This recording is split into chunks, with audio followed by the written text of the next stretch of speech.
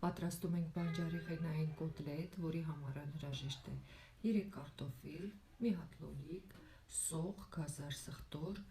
ձու մի հատ և նաև մի քիչ ալյուր։ Կարող եք նաև ավելացնել կանաչի ըստ ցանկության։ Բոլոր բանջարեղենները քերիչով անց ենք կացնում, բացի լոլիկից։ Լոլիկը ուղղակի գեղեցկության համար է։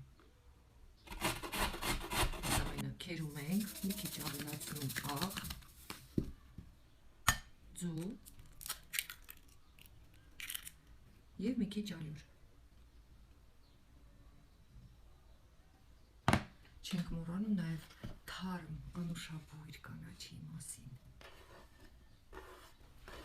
Հարկ եղած դեպքում կարող եք երկրորդ ձուն էլ ավելացնել, բայց մենք էկոնոմիայի սիրահար ենք։ Լցնում ենք ձեթը, այնուհետև տեղավորում մեր բանջարեղենը։ Ավելացնում ենք մի քիչ պանիր, ամեն մի կոտլետի վրա, այնուհետև լոլիկ, կափարիչով։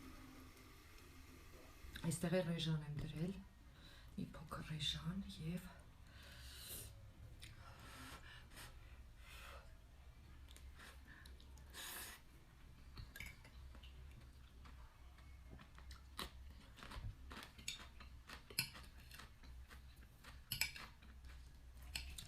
այսքան համեղ,